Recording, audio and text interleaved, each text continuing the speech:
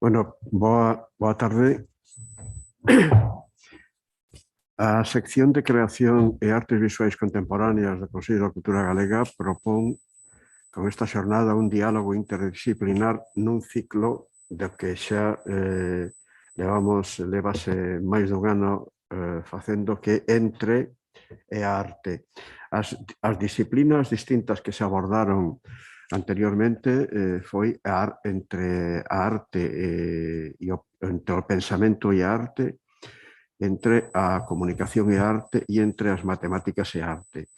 En esta xornada de hoxe temos a intervención de dous relevantes especialistas, Félix Recio Palacios e Fernando Castro Flórez, os que logo presento.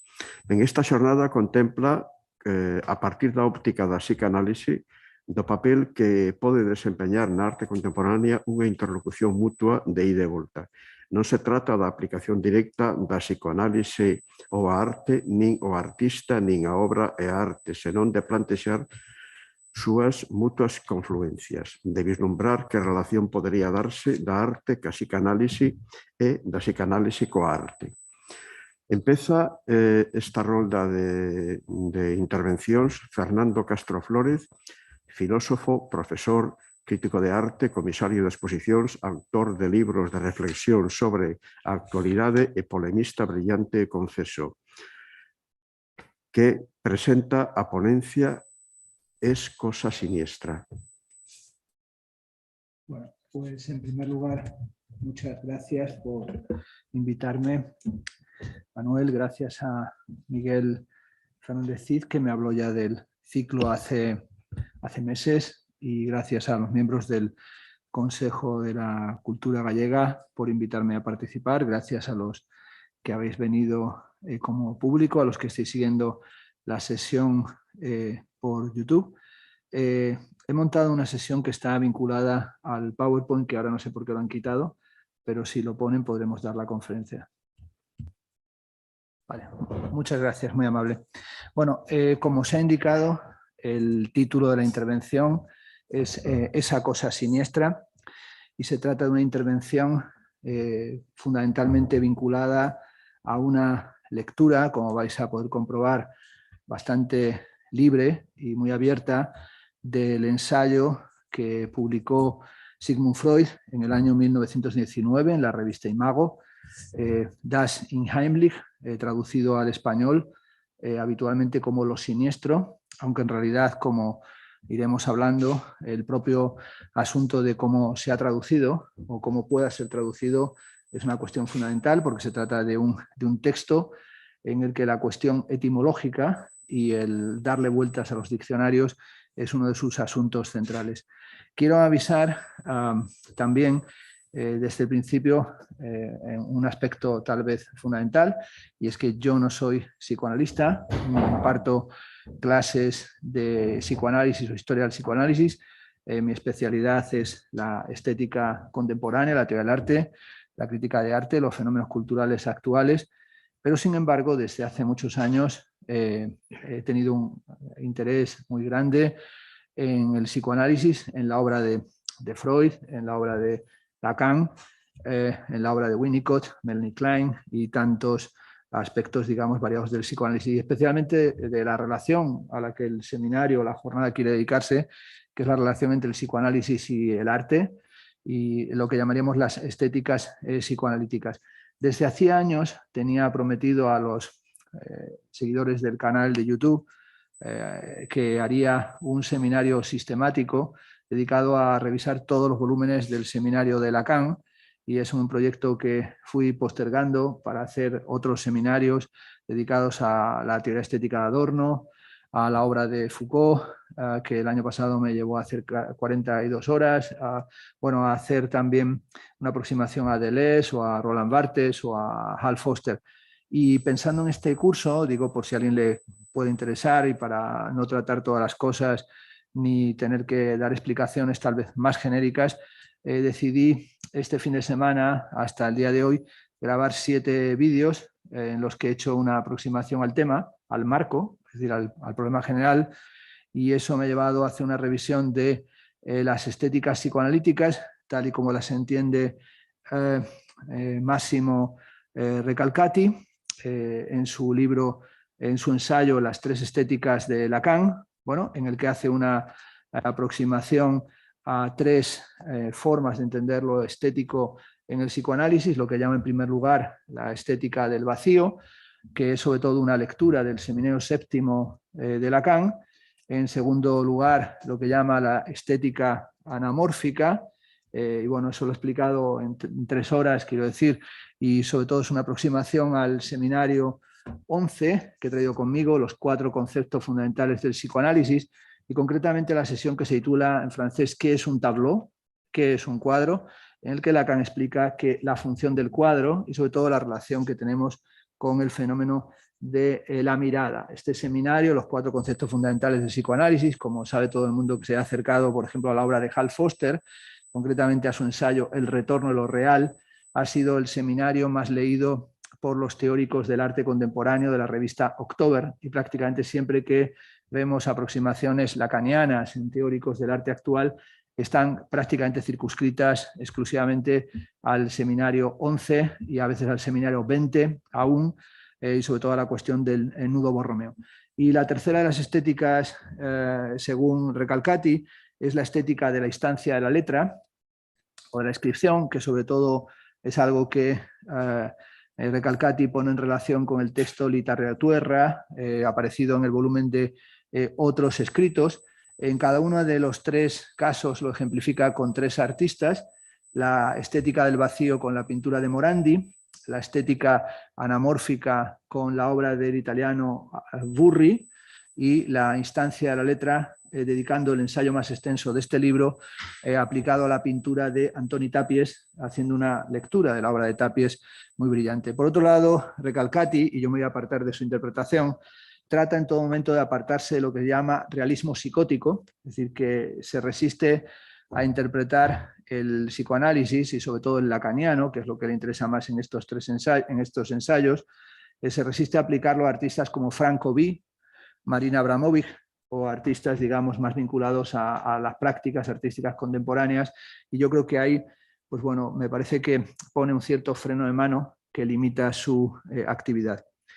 También querría, digamos, en esta cuestión, bueno, también comenté, como digo, en esos 7 directos que he hecho, el capítulo de qué es un tableau, y estos 2 días pasados he estado comentando el conocido ensayo del psicoanálisis del arte, el primero de ellos, que se titula Un recuerdo infantil de Leonardo da Vinci, donde interpreta la famosa Recuerdo infantil de Leonardo, en el que un buitre llega y le golpea con la cola en la boca, y como lo interpreta Freud como una suerte de recuerdo de la homosexualidad pasiva reprimida, que es también un material interesante.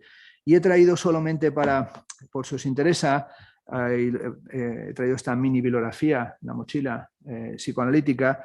He traído el hermoso ensayo que hizo Eugenio Trías hace ya muchos años, titulado Lo bello y lo siniestro, que es un ensayo muy introductorio, pero por otro lado es una excelente aproximación desde el punto de vista de la estética, en un libro en el que también se aproxima a Botticelli y a Vértigo, a la película de Hitchcock, y el propio Recalcati en una nota a pie de página dice que su interpretación de lo siniestro le debe mucho a la que hace el propio Eugenio Trías, en la que explica cómo lo siniestro viene a poner en cuestión la idea de la filosofía del arte como filosofía de la forma bella, esto es la estética hegeliana, y que ofrece un perfil diferente, que tendría que ver en cierto sentido con cómo los post-hegelianos como Karl Rosenkranz escriben ya una estética de lo feo, y cómo aparece ya a partir del romanticismo y sobre todo del simbolismo una visión de la belleza en Baudelaire, ¿no?, como lo diabólico, y esa noción de lo siniestro va haciendo camino hacia el siglo XX con nociones fundamentales y tal vez incluso ya más decisivas que lo siniestro para los intereses estéticos,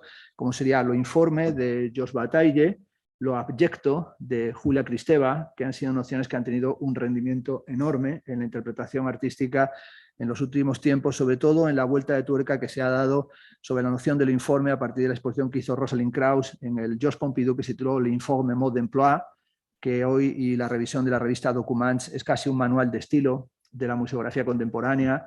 Basta recordar que la reordenación de las colecciones de Reina Sofía, que se está inaugurando en estos días, titulada Vasos comunicantes, tiene una sala entera dedicada a la interpretación del arte de los años 30-40 a partir de la revista Documents y a partir del libro de Carl Einstein sobre la escultura negra. El último de los preámbulos bibliográficos es solamente recordar que en el año 2019, cuando se cumplía el centenario de la publicación de Das Unheimlich, del que he traído la edición bilingüe, el texto de Lionel Klienkiewicz, que apareció no hace mucho tiempo, más que nada porque hay algunas consideraciones también de carácter filológico sobre la traducción también aquí que se ofrece, pues encargué para Revista de Occidente un número entero dedicado a lo siniestro, que se llama Freud y lo siniestro en un tiempo inhóspito, que era intentar actualizar esa noción para los intereses de la filosofía, de la crítica cultural y de la estética actual, y así le encargué textos a Jorge Alemán, que explicaba la relación de este ensayo de Freud con Trías, Lacan y Heidegger, en ese orden, aunque parezca raro, pero así lo hizo. También de Alberto Ruiz Samaniego, de Ana Carrasco Conde, de Jorge Fernández Gozalo y también un ensayo mío. Bueno, voy con la sesión propiamente dicha, que como digo la he titulado Esa cosa siniestra, y voy a tratar de estar en el arco, en el margen temporal que me han pedido los amables anfitriones, que esté de 45 minutos, ¿no? He traído, y es poco frecuente en mí, el texto totalmente escrito, porque de esa manera también me permite divagar menos, pero en algunos momentos lo seguiré y en otros me lo saltaré, ¿no? Como veis, quiero comenzar, o comienza el PowerPoint con una imagen que, bueno, a lo mejor ha sido ya reconocida por todos. Se trata del maze, ¿no? Del laberinto de The Shining, El resplandor de la película de Stanley Kubrick, ¿no? Porque va a ser una imagen que nos va a acompañar como primera imagen y también como última imagen. El comienzo, o por lo menos querría así que fuera, es en realidad la cuestión esta de habitando en los diccionarios. Esta imagen que vemos es una imagen de una obra, de un proyecto arquitectónico realizado 10 años después de la publicación del ensayo sobre lo siniestro de Sigmund Freud por el arquitecto Buckminster Fuller, al que se ha dedicado recientemente una gran exposición en el Instituto de Crédito Oficial, ¿no?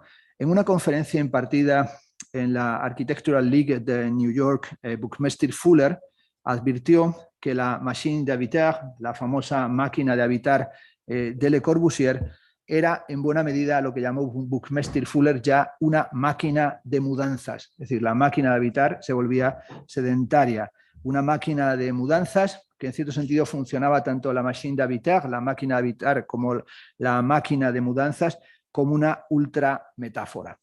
Sabemos que desde el futurismo italiano hasta Le Corbusier arranca, en todos los sentidos, una enorme fascinación por el automóvil, ¿no?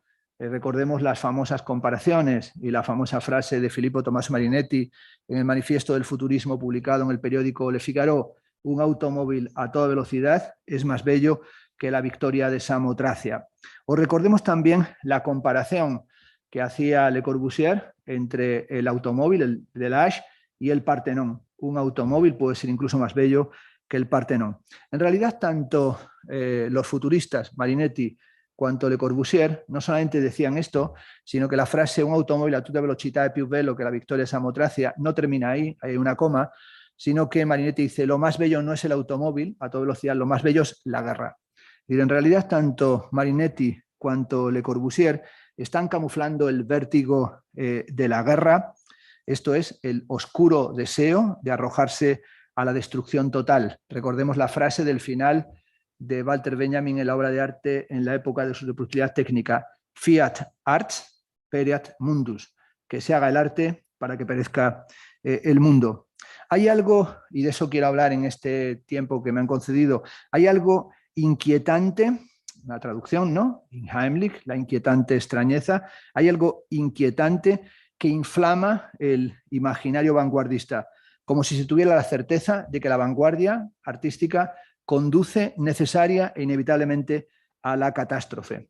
Buckminster Fuller terminó su discurso visionario del año 1929 hablando de la necesidad de que las casas no las hicieran los arquitectos, sino que las hicieran los ingenieros. Y la última frase es una declaración que solamente la podemos calificar como una declaración demoledora. Dice Buckminster Fuller al final de su conferencia: he llegado a la conclusión de que la construcción es el responsable de todos los males del presente.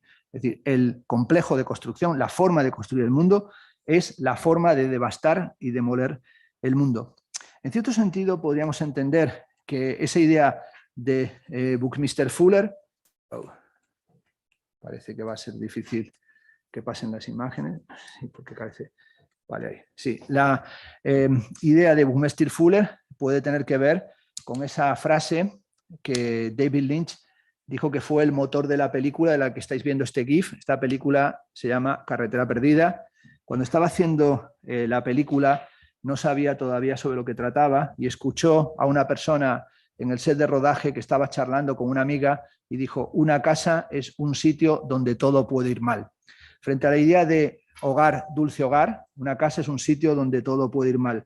Aquí tenemos, a través de esta idea de la casa como el sitio de las catástrofes mínimas, el sitio donde todo puede ir mal, podemos aquí evidentemente enlazar ya directamente con aquella noción de lo siniestro, esto es de lo unheimlich, que según el filósofo Schelling, al que cita nada más comenzar a escribir el ensayo, recordando que el campo de investigación de Freud no era necesariamente filosófico, ni se refería constantemente al corpus filosófico, en este texto concretamente sí, se refiere a Schelling, que dice que lo siniestro, vamos a decir así, porque esta es la traducción convenida en español, que lo siniestro es todo aquello que, debiendo haber permanecido oculto y secreto, se ha manifestado súbitamente, se ha revelado súbitamente. Esta idea de algo que debía permanecer secreto y oculto y que sin embargo se ha manifestado. Se trata de un concepto que tiene, y esto es lo interesante para esta jornada, sin ningún género de dudas, una característica crucial. Se trata de un concepto estético literario y de hecho en la primera página del texto Sigmund Freud dirá: me estoy acercando al dominio de lo estético. Es decir, y considera, así lo dice explícitamente, que es una de las pocas ocasiones en las que se acerca a esta cuestión. Es decir, señala esta cuestión como algo que no es frecuente, ¿no? El psicoanálisis, página 41 de la edición bilingüe, siente solo raramente el incentivo para emprender investigaciones estéticas. Es decir, esta idea de que el psicoanálisis no tiene tendencia a emprender investigaciones estéticas es también algo que subrayó Lacan cuando en su seminario y en varias ocasiones dijo: tengo una relación con el arte que es algo más que engorrosa, complicada. Incluso más engorrosa llega a decir que la de Sigmund Freud. Es decir, no es una relación cordial, no es una relación directa, es una relación más bien permanentemente conflictiva. En este caso, como decimos, se adentra en un análisis estético literario y sobre todo viene a decir que se trata de designar o trazar una investigación sobre el límite de lo bello. Eso también es fundamental porque cuando Eugenio Trías emprende la investigación sobre lo bello y lo siniestro, lo hace por una razón fundamental, porque está desarrollando en su sistema lo que llama lógica del límite. Es decir, porque está pensando la ontología y la lógica del límite y el cerco en el que se constituye el sujeto en su articulación simbólica. La palabra unheimlich es una palabra en todos los sentidos, lo dice Freud, sospechosa, que tiene que ver con una deriva que es una deriva de traducción y termina sedimentándose en nuestra lengua en ese término que es el de lo siniestro, aunque también en el propio diccionario que maneja Freud, porque da una definición en muchas lenguas, nada más empezar el ensayo, también ofrece la definición de que en español se podría decir ominoso, que a veces se maneja, lo ominoso, que también puede ser lo perturbador. Por ejemplo, el magnífico estudio de Jean Clair, el gran curator e historiador, bueno, conservador, pero gran curator, ¿no? Que hizo el libro Malinconía sobre motivos arturnianos en el arte de entreguerras. Tiene ese capítulo de lo ominoso en Sigmund Freud y en Giorgio de Chirico, que se da además la extraña circunstancia de que el mismo año que publica su ensayo Sigmund Freud sobre lo inquietante, sobre lo siniestro, publica un estudio, Giorgio de Chirico, sobre las estatuas sin pedestal, cómo cambia el sentido de la escultura cuando desaparece el pedestal, una ruta poco seguida por los intérpretes de la historia de la escultura, que siempre lo asocian con los burgueses de Calais de Rodin, pero se encuentra en Giorgio de Chirico, y dice que cuando una estatua se coloca directamente en el suelo, adquiere un carácter inquietante, como un muñeco, como un autómata, como algo que tuviera que ver con la cuestión freudiana del doppelganger, es decir, que nos encontramos similitudes entre el proceso del arte metafísica y lo que sucede en la noción de lo siniestro freudiano. Inquietantes, por tanto, a fin de cuentas, el propio término. Es decir, el término inheimlich es un término inquietante, que tiene dentro de sí la negación, dado que el término in es como el término in a, en español, ¿no? Indispensable, impertinente, es decir, que tiene una negación, un no dentro. Una negación que dice Freud en algún momento pertenece al orden de lo pavoroso, esto es de aquello que genera angustia. Indudablemente sería importante meternos en el seminario de Lacan dedicado a la angustia, pero es una cosa que tan solo sugiero. Al comienzo apunta Heidegger, en el año 1935, el comienzo es, dice él, el origen, el arjé, en el sentido griego, es lo más pavoroso. El comienzo es lo más violento. Lo llama él Inheimlichkeit. Esto es, el comienzo, el origen es, Heidegger lo escribe así, un no estar en tu propia casa originaria, con guiones, un no estar en tu propia casa originaria. Sin embargo, este no estar en tu propia casa originaria tiene una paradoja. Podemos estar hospedados en el seno de lo inhóspito. Esa es la cuestión central que quiero tratar hoy. Lo que no supone necesariamente que hayamos comprendido, aceptado o asumido el sentido de la angustia. Heidegger era consciente, sin duda, que ese proceso de no estar en su propia casa originaria es un proceso en el que resulta casi imposible habitar. Y esa cuestión del habitar es un asunto central a través de toda la obra de Heidegger, desde sus estudios sobre la mística hasta la famosa conferencia que dio ya en la Alemania después de la Segunda Guerra Mundial, la conferencia Construir, Habitar, Pensar, en la que el problema del habitar sigue siendo el tema central de su reflexión. Y sobre todo, él va a proponer lo que llama un pensamiento, lo va a llamar Andenken, pensamiento rememorante. Dejemos de lado si se trata de una vuelta a los presocráticos, el pensamiento trágico o un pensamiento poético previo a toda la filosofía, en sintonía, por cierto, con aquella traducción que de esta forma el pensar hizo en nuestro lenguaje, en nuestro contexto, María Zambrano, que introduce lo que él llama un cambio de tonalidad. En un texto bastante denso que se titula Identidad y diferencia, dice Heidegger lo siguiente: suponiendo que espere a nuestro encuentro la posibilidad de la composición, en alemán, Gestell, esto es, Gestell, armazón, chasis, estructura, bastidor, estantería, la composición, esto es, la provocación alternante de hombre y ser en el cálculo de lo calculable, nos habla desde el Ereignis, esto es, el acontecimiento que expropia al hombre y al ser para conducirnos a lo propio de ellos. Habría entonces que experimentar lo originario en el mundo técnico del hombre, la naturaleza y la historia, sobre todo como una indisposición o como una inhabitabilidad. ¿De qué está hablando Heidegger en este texto tan extraño? Está hablando del papel de la técnica en la articulación del mundo, es decir, de la relación entre die Welt, el mundo, y das Erde, esto es, la tierra. La técnica es, y no nos podemos perder de vista el contexto histórico en el que lo dice, la técnica conduce a la movilización total. Esa movilización total que es sin duda la consecuencia del proyecto filosófico nietzscheano y yo creo que claramente heideggeriano, que se llama superestética y que conocemos habitualmente como nacionalsocialismo. Esa movilización total que produce un desbordamiento de cualquier forma tradicional del habitar y lleva necesaria e inevitablemente a la aparición de lo inquietante. Nos movemos, por tanto, desde el texto de Freud hasta esa forma de lo inhabitable técnico y de lo inhabitable metropolitano que le lleva a Heidegger en cierta medida a un pensamiento ruralizante o arcaizante, originario, como sucedería en su propia reclusión, en la que escribe gran parte de sus textos, incluido el que estoy mencionando, en Todtnauerberg, esto es en la famosa cabaña de las montañas, ¿no? En la cabaña donde hizo Hostlege, ¿no? Sendas perdidas, caminos del bosque. Lo inheimlich tiene un papel, por tanto, central, insisto, tanto en Heidegger, sin tomarlo de Freud, pero sobre todo tiene que ver con una movilización, con una conversión del mundo en un campo de batalla, como el que pensaron los futuristas y Le Corbusier, ubicuo, en el que todo ahí se torna disolución y en el que resplandece una libertad que sería una expropiación de todas las formas tradicionales de la subjetividad. La palabra emplazar dice en un texto todavía más importante que el precedente, un texto que se titula La pregunta por la técnica, en el que, entre otras cosas, nos recordará que la esencia de la técnica no es la tecnología, sino que la esencia de la técnica es la poesía, esto es, el poetizar. Dirá allí Heidegger que la palabra emplazar, con la que tiene que ver bauen, wien, denken, es decir, construir, habitar, pensar, la palabra emplazar en el rótulo de la estructura de emplazamiento no es solamente un provocar, sino que tiene que ver con el sentido de la poiesis que hace que venga algo presente y se encuentre delante. Por ejemplo, dice colocar una estatua en una zona del templo que nos provoca, que articula el espacio y que hace que se emparente aquello con la esencia.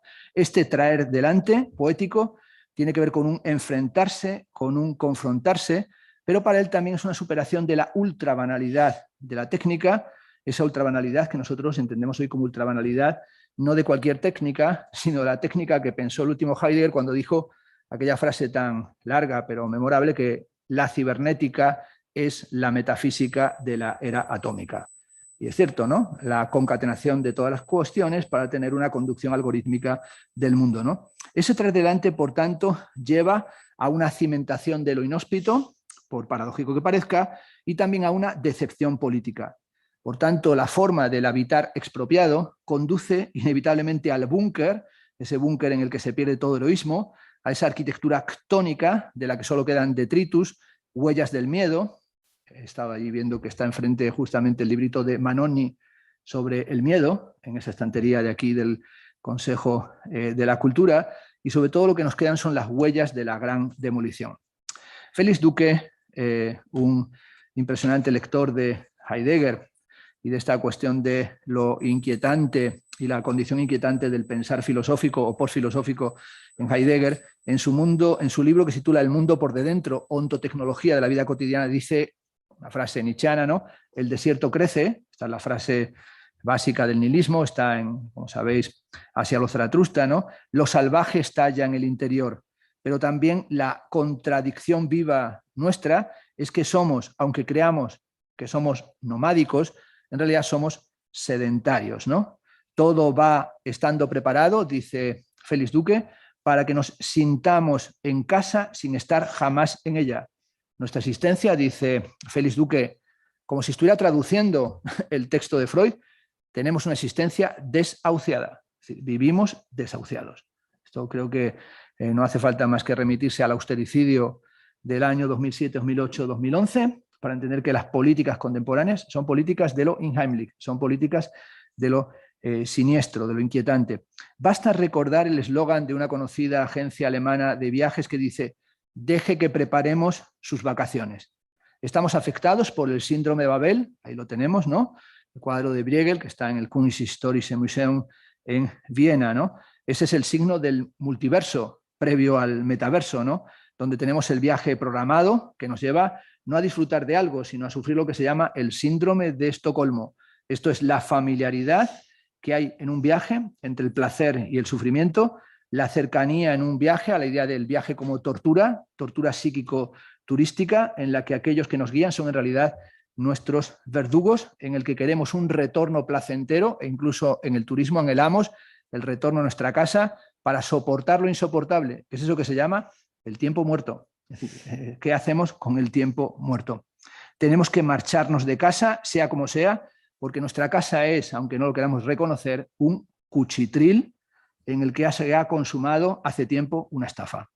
Porque en última instancia los sujetos son conscientes del carácter inhóspito de su casa y de la ciudad, porque toda ciudad es una ciudad cainita. La ciudad es el fundamento cainita o tiene a Caín como su fundador. El primer hombre, el hombre que amuralla un territorio y lo cimienta, el que crea un espacio delirante, es el delirante, es decir, el que se desvía y el que genera el surco. Venía disfrutando hoy de nuevo, leyendo los pasajes de la lectura que hace Freud de Gradiva, Fantasía pompeyana de Jens, y el intérprete de qué es y cómo se constituye y articula el delirio, ¿no? El delirio de estar enamorado de una vecina y como un canario atrapado en una jaula te puede hacer marchar a Pompeya para descubrir la jaula que vive en la puerta, en la ventana de al lado, y cómo el delirio es en realidad la dificultad que tenemos para establecer una defensa de lo que está más cerca de nosotros, que queremos desplazarlo lejos para reencontrarlos y sentir una nostalgia de aquello que estaba, como decimos, a tiro de piedra a la vuelta de la esquina, que no es otra cosa que la infancia como mitología, como fabulación, como construcción de un paraíso, cuando en realidad era un campo de tortura sistemática. Todo hogar, dice Duque, es sentido como tal cuando es demasiado tarde, es decir, cuando ya se ha perdido. Hogar es el lugar de la infancia, el lugar de los juegos, la prolongación del seno materno, pero es como tal lo imposible, lo decepcionante, aquello que finalmente se torna indigesto. Hay pasajes en Das Inhaltlich que dice, bueno, el deseo de un retorno al seno materno no solamente es imposible, sino que es repulsivo. Es decir, que la sola idea de volver a entrar en el seno materno es algo asqueroso, es algo que ni siquiera tendría sentido, asfixiante, indigesto, vomitivo, ¿no?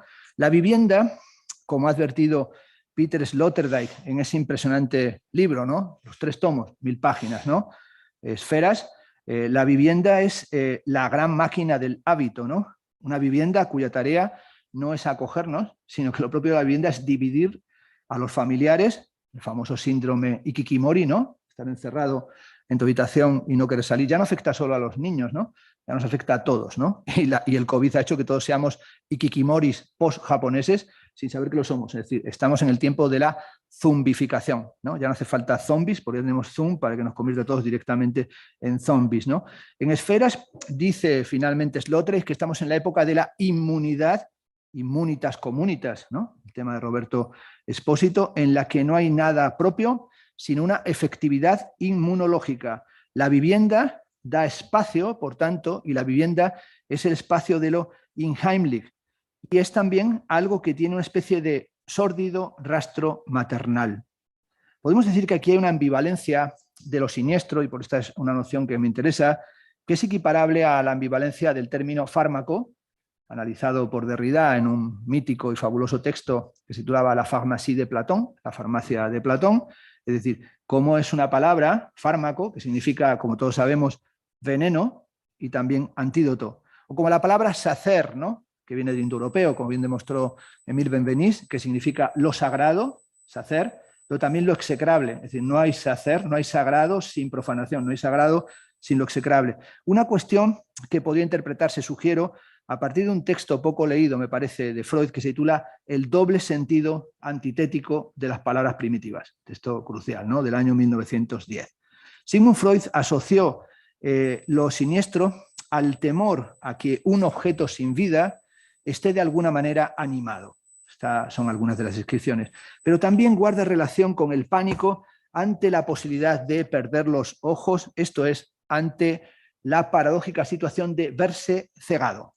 No de estar ciego, sino de vernos cegados. Y esta idea de verse cegado, podríamos decir que en la interpretación de la tragedia griega sería la anagnórisis del acto de cegarse a sí mismo cuando uno descubre que es el asesinato del padre por haber intentado evitar aquello que marca el oráculo, ¿no? Como sabemos, Edipo no tiene el síndrome de Edipo, no tiene el complejo de Edipo, dado que no quiere matar a su padre ni acostarse con su madre, es el mejor de los padres y es el mejor de los maridos, y ha matado a alguien que quería incluso golpearle y atacarle en un camino. Y si eso se produce es por una sencilla razón. En la cultura griega, todos los que quieren apartarse del destino del oráculo de Delfos lo cumplen secretamente. Es decir, cuando quieres apartarte tu destino, cumples a la postre tu destino. Es la idea del nefans, del destino nefasto, que es esa idea de una criminalidad que investigas cuando tú eres sencillamente el asesino. Tiene que ver con un factor de repetición, y también la cuestión de la compulsión de repetición, pero también con aquello que en el texto de Freud me parece más interesante, que es la compulsión de repetición como un efecto de experiencia del propio Freud. Bueno, Freud en este texto, como en otros, dice, algunas veces, los expertos en Freud lo sabrán mucho mejor que yo, en algunos textos pocos, dice, yo no he tenido una experiencia clínica psicoanalítica de esta cuestión. Se trata únicamente, como dice en este texto, de un ensayo estético, etimológico, filológico. Sin embargo, aunque lo dice, del ensayo del año 1919, Lo siniestro, resulta que de repente sí tiene experiencia del asunto, pero no lo tiene como una experiencia de un paciente al canalizado, es una experiencia propia, la ha tenido él. La descripción de ese pasaje, o lo que describe en ese pasaje, es una de las cosas, yo creo que más singulares de todo el texto. Dice así: cierto día, al recorrer una cálida tarde de verano, las calles desiertas y desconocidas de una pequeña ciudad italiana, vine a dar en un barrio de cuyo carácter no pude quedar mucho tiempo en duda, pues asomadas a las ventanas de las pequeñas casas solo se veían mujeres pintarrajeadas, de modo que me apresuré a abandonar la callejuela tomando el primer atajo. Pero después de haber errado sin guía durante algún rato, encontréme de pronto en la misma calle donde ya empezaba a llamar la atención, dice Freud. Mi apresurada retirada solo tuvo por consecuencia que después de un nuevo rodeo vine a dar allí por tercera vez. Mas entonces se apoderó de mí un sentimiento que solo podría calificar de siniestro. Y me alegré cuando, renunciando a mis exploraciones, volví a la plaza de la cual había partido. Qué cosa tan curiosa, ¿no? El padre del psicoanálisis, Sigmund Freud, está atrapado en un laberinto, vuelve una y otra vez al mismo barrio con esas mujeres pintarrajeadas, dice que no conoce a nadie que haya tenido la experiencia de lo Heimlich y resulta que la ha tenido él. Y realmente, ¿qué es esta cacería visual? ¿Por qué la describe tan elípticamente? Es sencillamente una cacería visual fundamental. Está creyendo que se encuentra en un burdel al aire libre. Es decir, hay una cacería visual, hay una cacería sexual, y es él, el cliente que ha entrado en un burdel en una ciudad desconocida, por tanto no conoce ni a los parroquianos ni a las prostitutas, y tiene miedo de ser rápidamente cazado. Esa cacería visual en el burdel como un carnaval grotesco en el que Sigmund Freud, aunque no lo dice ahí, lo sugiere un poco más adelante, estaría completamente desnudo. Es decir, habría salido sin darse cuenta completamente desnudo. Vuelve, por tanto, una y otra vez en una compulsión de repetición a un mismo sitio, en una normalidad inquietante, pero en un espacio completamente sórdido. ¿Y por qué vuelve ahí? Pues no hay que ser muy listo, porque se trata de un destino deseado. Es decir, es un destino deseado, no es un destino en ningún caso indeseado. Lo siniestro, bueno, he dedicado, este es Degas, los monotipos de la calle Telliers, ¿no? El burdel de la calle Telliers, que es, por cierto, un asunto al que he dedicado ya 2 libros, uno de ellos de casi 400 páginas, Picasso, el rey de los burdeles, breve, hace un tiempo, y el más reciente, Modelos del deseo, una interpretación de los grabados del último Picasso, que como sabéis, pues cuando hace la suite 357 y hace las últimas series con los Crommelink, dedica una gran cantidad de ellos a Rafael y la Fornarina y una gran cantidad de ellos a Degas, y tiene una serie maravillosa que dice: Delacroix entra al burdel, paga y se va, Derain entra al burdel, paga y se va, Degas entra al burdel, paga y se va, Cézanne entra al burdel, paga y se va. Se asusta como Freud, entran, pagan y se van. Y dice Picasso, no paga porque ya está en el burdel. Es el jefe del burdel, ¿no? Es decir, el del burdel metafísico, como lo llamó Steinberg a las señoritas de Aviñón, es decir, no tiene que entrar ni pagar.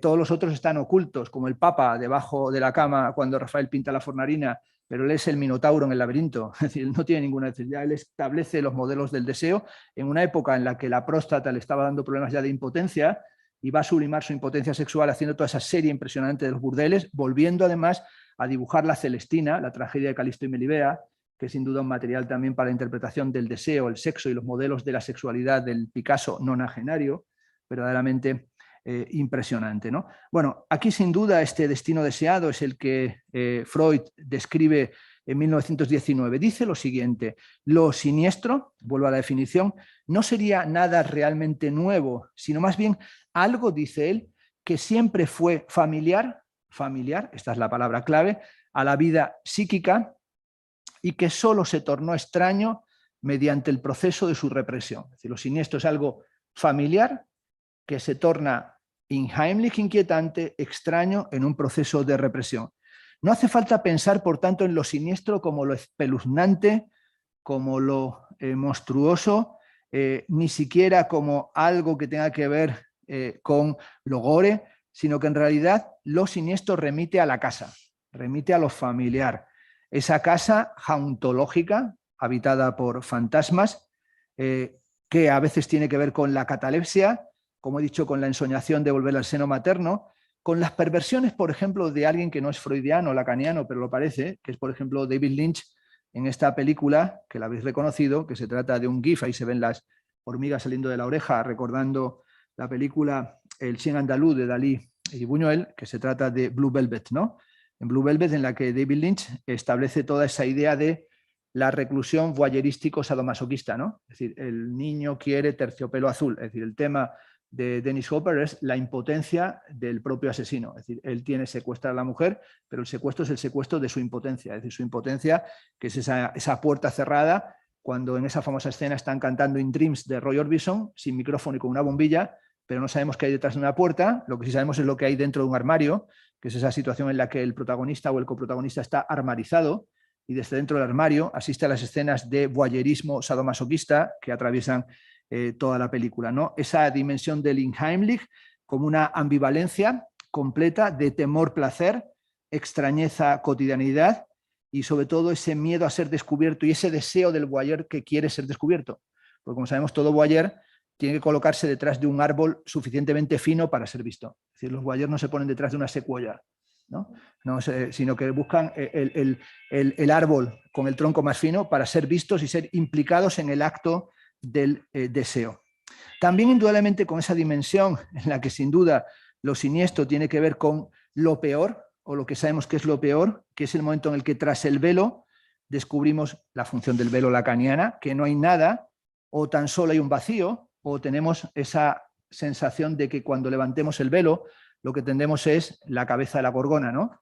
Recordemos ese texto maravilloso, brevísimo, ¿no? Página y media, ¿no? De Freud sobre la medusa, ¿no? Que es un texto que estuvo años. A mí me gustan esos textos que Freud escribió durante años, ¿no? Y dicen a veces tardó 12 años en escribir. Por ejemplo, el texto sobre el Wunderblog, el blog mágico, o la medusa, una página y media. Resulta que 12 años para escribirlo y que alguna razón tendría para escribir un texto tan corto y que nos habla de esta gorgona, ¿no? Gorgonein, apóstrofe, tener que confrontarse con la mirada atroz y el recuerdo en cierto sentido de ese verso, ¿no? De Rilke, el comienzo de las Duines Elegías, en las elegías de Duino, que dice la belleza no es sino el comienzo de lo terrible, justo aquello que apenas podemos soportar. Es decir, la belleza tiene que ver con la terribilidad, tiene que ver con lo terrible y no tiene que ver solamente con lo armónico, con lo pitagórico, con lo orgánico, con lo estructurado, retóricamente en partes perfectamente compuestas. Bueno, sin duda, y voy a ser rápido para poder cumplir con el tiempo que teníamos, lo siniestro se podría poner en relación, pienso, con los malos olores del arte contemporáneo, ¿no? Con la dimensión de lo escatológico. Basta con leer los diccionarios para encontrar que Unheimlichkeit tiene que ver con la casa del hombre, pero también tiene que ver con el lugar de la ausencia, la casa como lugar de la ausencia. El hombre es el animal simbólico que sobre la pared de la nada intenta elaborar el mito. Como Lacan advirtiera, lo Unheimlich parte, según Lacan, de la castración simbólica, es decir, de la falta que viene a faltar. Tal vez la gran catástrofe no sea algo que acontece, sino que la gran catástrofe, como sabemos, es no tener nada en qué pensar. Esa es la gran catástrofe, no tener nada en qué pensar. Benjamin dirá que la catástrofe ya no es el último acto de la tragedia, sino que la catástrofe es que las cosas sigan siendo igual, y que no seamos capaces de salir de la inercia del déjà vu, de lo siempre igual. En cierto sentido, podemos entender que los objetos, las imágenes, esto es más antropología de Marcel Mauss que otra cosa, tienen que ver con la configuración de una ontología social. Y en la configuración de la ontología social, el centro de la misma, como señaló Marcel Mauss, es el don, el regalo, ¿no? El famoso tema del don, que va a ser la base del gran texto de Bataille, La parte maldita, sobre la economía del gasto y del exceso, en vez de la economía de la acumulación. Tal vez todas las catástrofes tengan que ver con nuestra mentalidad retributiva, con la codificación de nuestra mente como una cuenta corriente. Aquella idea de lo que nos falta es algo que tendría que ser de nuestra propiedad. La famosa reflexión de nuestro añorado Ángel González García cuando decía que aún no sabemos si el resto es lo que sobra o lo que falta. Es decir, si el resto es lo que sobra o lo que falta. Junto al infantilismo no ajeno a la violencia, el imaginario del arte contemporáneo tiene mucho que ver con la perversidad de la mirada, ¿no? Con la dimensión de la perversidad, con aquello que Lacan llamó extimité, extimidad frente a la intimidad, ¿no? Esa extimidad que designa algo extraño en medio de mi intimidad, algo que estaría conectado con el núcleo traumático del goce, de das Ding, de la cosa. Bueno, sobre esta cuestión, los 4 conceptos fundamentales del psicoanálisis y En el nombre del padre y muchos de los textos de Lacan sirven para aclarar algo. Por ejemplo, también sobre esta cuestión escribió mucho el psicoanalista Óscar Masota, que hoy está más reivindicado como teórico del arte, por ser uno de los padres y pioneros en análisis del pop y del happening y del performance, que lo introdujo en Argentina, donde por cierto lo vio Lucy Lippard.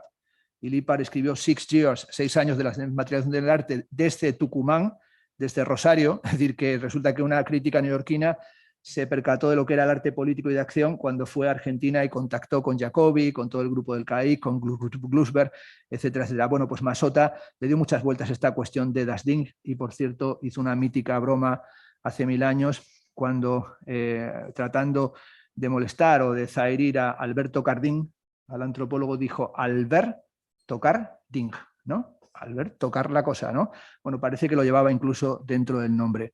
Slavoj Žižek dice que la cosa, das Ding, lo dice en un libro que se llama Looking Over, mirando al sesgo, la cosa en cierto punto conduce al amor al prójimo, pero el amor al prójimo siempre lleva o puede llevar necesariamente a lo que llama Žižek el odio destructivo, de acuerdo al famoso lema lacaniano que dice, te amo, pero hay en ti algo que es más que tú, el objeto A, por lo cual te amo y por lo cual te mutilo. Bueno, está igual, es la famosa distiquia, ¿no? No me miras desde donde yo te veo. Es decir, esa es la disimetría también del deseo. Conocemos la idea surrealista, y en esto no voy a insistir mucho, conocemos este es el Looking Over, perdón, el mirando al sesgo, conocemos la idea surrealista de la imagen como encuentro de lo heterogéneo, ¿no? La famosa frase de los cantos de Maldoror del conde Laudrémont, ¿no? Bello como el encuentro casual de un paraguas y una máquina de coser sobre una mesa de disección. Esta es una obra de Óscar Domínguez, Máquina de coser electrosexual, ¿no? Es una obra de Domínguez tratando de representar la famosa frase del conde de Laudrémont, ¿no? Decía Antonin Artaud, del que sale esta impresionante imagen, ¿no? Interpretando un Juana de Arco, ¿no? Es un papel en el que sale Napoleón de Belgans, aquí sale en Juana de Arco. Decía Antonin Artaud que esa mesa de operaciones de la imagen surrealista es la imagen por la que tiene que volver a pasar el cuerpo humano, porque el cuerpo humano, dice Artaud, está mal hecho. Y como está mal hecho, tiene que volver a ser reensamblado. Esa idea de volver a hacer el cuerpo humano, de volver a reensamblar el cuerpo humano, tiene una clave en la época de Artaud. Como sabemos, esa idea de volver a transformar el cuerpo humano es la base de la famosa carta de Rodés que escribe el psiquiátrico, en la que dice que se está cosiendo la boca, las orejas, la nariz, los pezones, el ano y el pene para construir el cuerpo sin órganos. Es decir, la noción del cuerpo sin órganos de Deleuze y Guattari es una carta de Artaud convertida en todo un texto entero para hablar de el esquizoanálisis contra el Edipo, ¿verdad? En los famosos desarrollos que creíamos durante años que eran deleuzianos, siempre decimos el mundo deleuziano, pero que hoy publicados los materiales de trabajo sabemos que se debe más a Guattari. Es decir, yo creo que cada vez vemos más el peso de Guattari y el peso de la antipsiquiatría y el peso de la forma en la que critica el psicoanálisis Guattari, que lo que era propiamente Deleuze, es decir, lo que hicieron a cuatro manos en los maravillosos libros que escribieron. Y ese mundo, digamos, del cuerpo sin órganos, hoy tiene que ver también con el cibercuerpo, ¿no? Con el cyborg. Este es el artista Estelar, ¿no? Estelar, que también dice hay que volver a operar el cuerpo para crear una mutación tecnológica del cuerpo. Esto tiene que ver con lo que llamaríamos un delirio sintomático, ¿no? Dice Estelar, durante mis representaciones, dice este artista australiano, ¿no? Que se implantó ese tercer brazo, la oreja que se hizo coser en la frente, etcétera, etcétera. Dice, durante mis representaciones empecé a hacerme preguntas sobre el design del cuerpo humano. Y cuanto más trabajo, más me doy cuenta de que el cuerpo humano está obsoleto. Esta obsolescencia del cuerpo humano. Esto es algo que tiene un nivel siniestro, ¿no? Se detecta algo siniestro, como si Estelar ampliara lo que sucedía con los replicantes en Blade Runner, ¿no? Es decir, como si estuviera trabajando en esa línea. Pero también tan inhóspito como sucede, por ejemplo, con La Matanza de Texas y mucho imaginario visual contemporáneo que sirven para educarnos para soportar la carroña. O mejor, en terminología, y no he traído la imagen de Anthony Burgess, para soportar o para sufrir el tratamiento ludovico, como se establece en The Workload Challenge, en la naranja mecánica. Es decir, tienen que sobreexponernos a la violencia, que es la violencia que deseamos, para que dejemos de desearlas. Algunos artistas, y voy a terminar, reivindican los desechos, y por eso, como sabemos en el arte contemporáneo, algunos artistas parece que tuvieran el síndrome de Diógenes, lo que se llama el síndrome de Diógenes, que por cierto es un síndrome. No he visto aún tu exposición, Manuel, pero tú trabajas con el contenedor y como sabemos el contenedor es un espacio capital para los artistas, dado que los artistas se encuentran siempre en el contenedor materiales para el arte, ¿no? Recuerdo hace años yendo en taxi con Jules Schnabel camino al aeropuerto y me dijo, para, y me dijo, es que estoy viendo obras. Y dije, ¿dónde? Dice, en ese contenedor. Y bajó y cogió una puerta enorme y dijo, mándamela. Y dije, ¿a dónde? Y me dijo, a Nueva York. Dije, joder, te voy a facturar una puerta, ¿no? Me dice, es que es un cuadro, es que ya me lo han pintado el contenedor, ¿no? Esa idea del contenedor, que es lo que he estado trabajando en un libro que se llama La contenedorización del arte contemporáneo, es decir, cómo los containers, los contenedores, los lugares, en cuanto que dejas un container en la calle, primero le echan los ladrillos de la obra y luego la gente saca váteres, ¿no? Saca colchones, saca a suegras, ¿no? Aparecen ser todo tipo de cosas, ¿no? Y dice, ¿dónde tienen acumulado toda esta cantidad de basura? Pues porque tienen el síndrome de Diógenes. Pero lo curioso es que Diógenes tampoco tenía el síndrome de Diógenes, por una razón básica, porque no tenía ni casa. Es decir, se aplica el síndrome de Diógenes a un tío que no tiene el síndrome de Diógenes, como ahora que llaman síndrome de Ulises al síndrome del turista. Y al que le da el mal rollo del síndrome de Estocolmo le llaman síndrome de Ulises, al que viajando mucho quiere volver a casa rápidamente. Como si Ulises estuviera haciendo turismo cuando vuelve de Troya a Ítaca, ¿no? Es que iba haciendo turismo y fue a ver a Polifemo y fue a ver el país de los lotófagos, ¿qué tal aquí? Como si fuera Cancún, ¿no? Llegó y dijo, esto es como Cancún, esto es como Torrevieja, esto es como Marbella, ¿no? Una cosa alucinante lo de los síndromes, ¿no? Y sin duda tiene mucho que ver también con aquello que Alan Caprow tematizara cuando dijera que hoy en día es más poético el intercambio de voces entre el Apolo, el 11 y Houston, las famosas frases de Houston, Houston, estamos en problemas, o este es un pequeño paso para el hombre, un gran paso para la humanidad, y cuando dice en la deseducación del artista que es más efectivo como arte ir a un basurero o ir a un vertedero o mirar en un contenedor que ver las exposiciones de arte herumbroso o de arte inmundicia colocadas en las vitrinas de los museos. Esta es una imagen que me encanta de los primeros happenings de Alan Caprow. Como veis están ahí con las ruedas, ¿no? El que está ahí al fondo, ese ahí de vaquero, ¿no? Ese es charlando con Red Grunts, Alan Caprow, pero creo que habría que hacer un monumento a esta chica porque nunca hemos preguntado cómo se llama, pero hay que hacerla un monográfico, una tesis doctoral o 14.000 TFGs, porque la hostia que se debió ser mayúscula. Es decir, como vemos, va ahí entaconada, ha pegado un brinco, sus amigas la miran desde el fondo como diciendo, la que te vas a dar, amiga, y es como que ella ha ido a por todas, ¿no? Ha decidido que también ella va a meter ahí su cuerpo en medio de lo siniestro y realmente es una heroína. Los otros están haciendo allí el esteta, pero ya se ha pegado el batacazo definitivo, ¿no? Bueno, esta dimensión del mundo contemporáneo como ensamblaje de lo heterogéneo también se encuentra, por ejemplo, en Ben Botier. Ben Botier hizo una pieza que se llama El Museo de Ben, que consistió en una concha, un trozo de madera, un montón de porquería, al lado del cual colocó el siguiente texto. Dijo Ben Botier, si desde Duchamp es arte todo, ¿significa que esta porquería es también arte? Que la he puesto yo. Si la respuesta es sí, ¿por qué ir a los museos y no simplemente bajar a los sótanos o mirar en los contenedores? En la exposición Today is Tomorrow, el artista Gustav Metzger, que fue el que creó el famoso Festival de la Destrucción en el Arte, en la recreación de esa exposición en el año 2004, hizo esta que fue una pieza histórica que se llamó Primera manifestación de arte autodestructivo. Como veis, tenía un panel con plástico por encima, que lo arrancó, que lo destrozó, y resulta que el día de la inauguración, cuando fueron a hacer la visita, la señora de limpieza se había llevado esa parte de abajo de la obra, la bolsa en la que estaban todos los desechos, ¿no? Entonces Metzger hizo que fueran a buscarla al basurero, ya no la encontraron, tuvo que fabricarla de nuevo y realmente dijo la señora, es que la he tirado al contenedor de la basura. A mí nadie me dijo que era una obra de arte. A partir de ahora, por contrato, que lo acoten, ¿no? Como veis, lo tuvieron que acotar. Como poner ahí la cinta diciendo, hasta aquí arte. O ya se dice, porque si no, dijo la señora, me preguntaba, ¿cómo iba a saber lo que se suponía que era? A partir de ahora, ¿dónde tengo que barrer?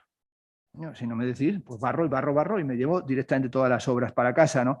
Ciertamente esta pobre mujer no tendría por qué ser flagelada por culpa del arte contemporáneo, sobre todo cuando el arte contemporáneo es tan difícil de gestionar, es decir, cuando en realidad es como lo indecrotable, ¿no? Lo sucio, lo sórdido. Esa dimensión también de lo que emerge en la pintura, tal y como lo entiende el propio Jacques Lacan, que al final de los 4 conceptos fundamentales del psicoanálisis, de ese seminario que se titula ¿Qué es un tableau? Bueno, esto es bastante ejemplar, termina de hablar y en ese seminario habla mucho de Merleau-Ponty y sobre todo del ensayo de Merleau-Ponty sobre Cézanne, y entonces le hacen unas preguntas que hay que reconocer que no hay quien las responda, porque a veces hacen una conferencia y te preguntan cosas que, ¿por qué me están preguntando esto si no se puede ni responder?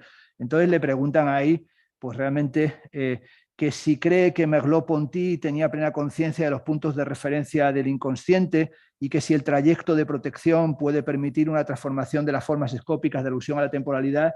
Y dice Lacan directamente, creo que tenemos que ir a buscar la pintura donde se encuentra, a saber, en la mierda. Yo creo que directamente manda la mierda al que pregunta, pero ya de paso sugiere que la pintura se encuentra allí en la mierda. Bueno, eso nos podría hacer pensar también en eso excremental que está, por ejemplo, en el mítico váter de Catalán que hizo para el Guggenheim, que se le ofreció a Donald Trump y que lo rechazó, o también en la exposición, y termino de verdad, de Incani, lo siniestro, que hizo Mike Kelly. Es decir, que Mike Kelly, este catálogo que hizo la exposición para la Tate de Liverpool, es, en mi opinión, el material central para quien quiera saber cómo los artistas contemporáneos han revisado esta noción, en la que es una de las mejores exposiciones al respecto.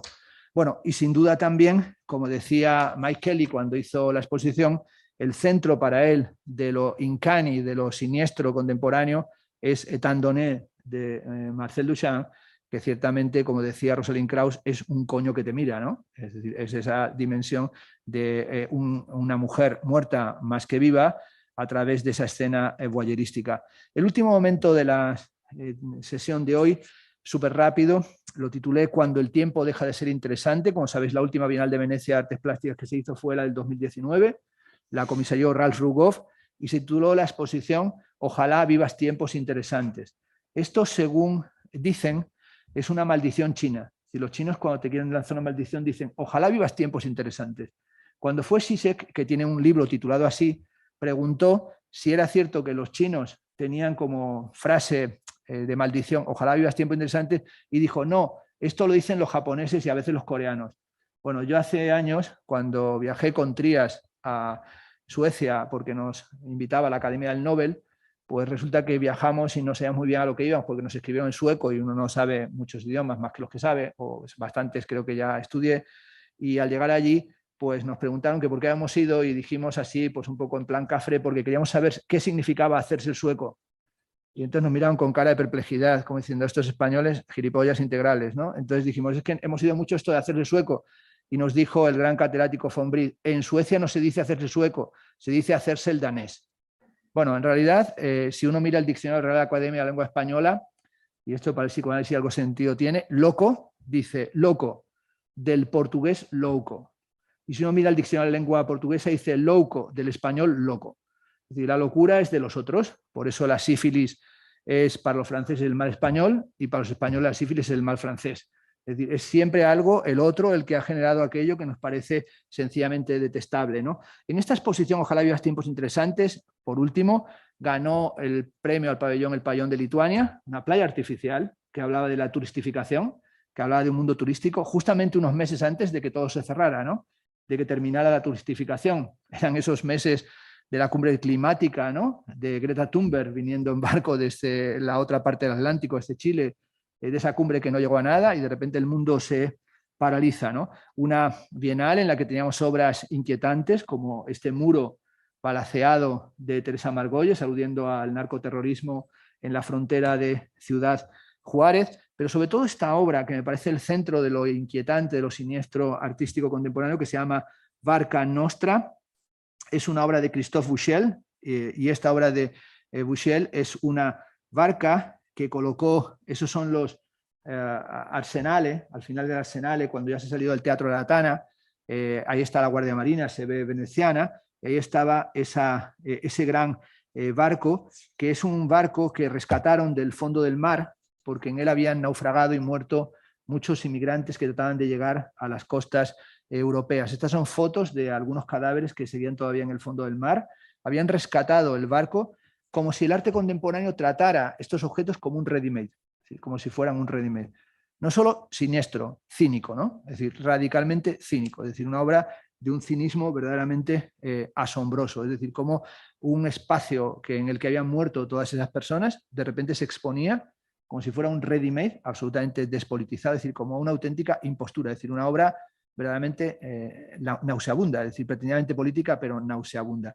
Bueno, y justamente en un momento en el que corremos como si fuéramos el correcaminos, ¿no? Y el coyote, incluso cuando falta el suelo debajo de nosotros, en los que sencillamente buscamos la happycracia, ¿no? Que ha criticado Eva Illouz y Edgar Cabana, en la que seguimos teniendo muy presente ese momento de demolición completa en nuestro mundo, ya sea el atentado del 2001, parece que fuera hace mucho, ¿no? 20 años, el World Trade Center, o también la demolición del sistema económico, 2007-2008, ¿no? Cae Lehman Brothers, y al mismo tiempo el sistema del arte subastaban el vellocino de oro, ¿no? Una pieza de idolatría pura y dura de Damien Hirst, como la que estamos viendo. La última imagen que me gustaba poner es esta de Banksy, que apareció, o aquello que llamamos Banksy, justamente ese mismo momento cuando se estaba haciendo la Bienal de Venecia, y presentó esta cosa de un pintor dominguero que sacaba sus cuadritos en la riba cerca de la Piazza San Marco y nos mostraba esos transatlánticos, ¿no?, que seguían entrando todavía en la ciudad de Venecia, en ese momento en el que él se reía o era pactista o hacía juegos cínicos con el mundo del arte, con su famosa obra del Marco tragándose la obra. A veces entran ganas ante lo siniestro, cínico del arte contemporáneo de ser como aquel Barleville que decía aquello de I would prefer not to, ¿no?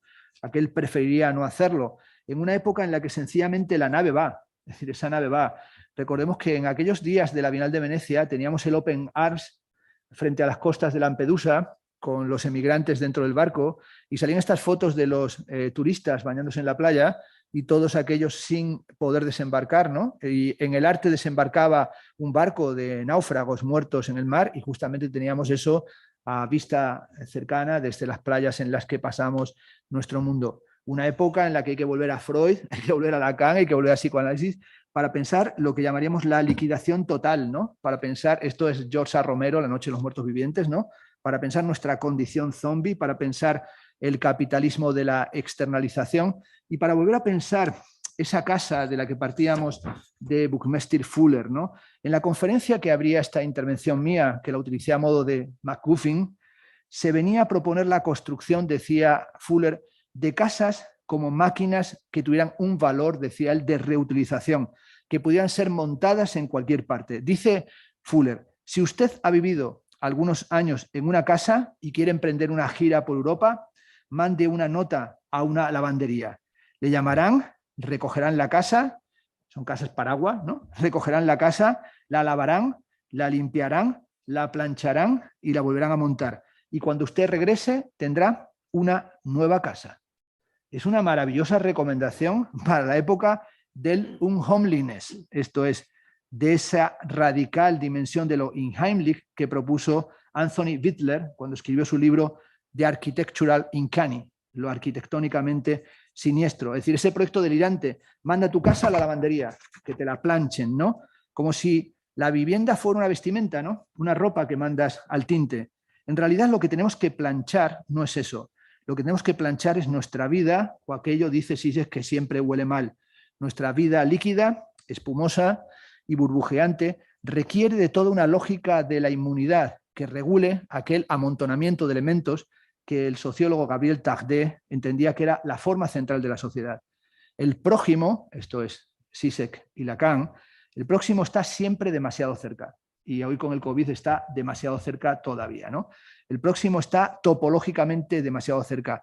No podemos olvidar que Das Unheimlich acaso tenga su mejor traducción en la que sugirió Lacan. Lacan sugirió traducir Das Unheimlich con la palabra exilio, ¿no? Exilio. Parece la mejor traducción, ¿no? Exilio. La historia de la humanidad podría caracterizarse como la mutación de la hospitalidad en hostilidad.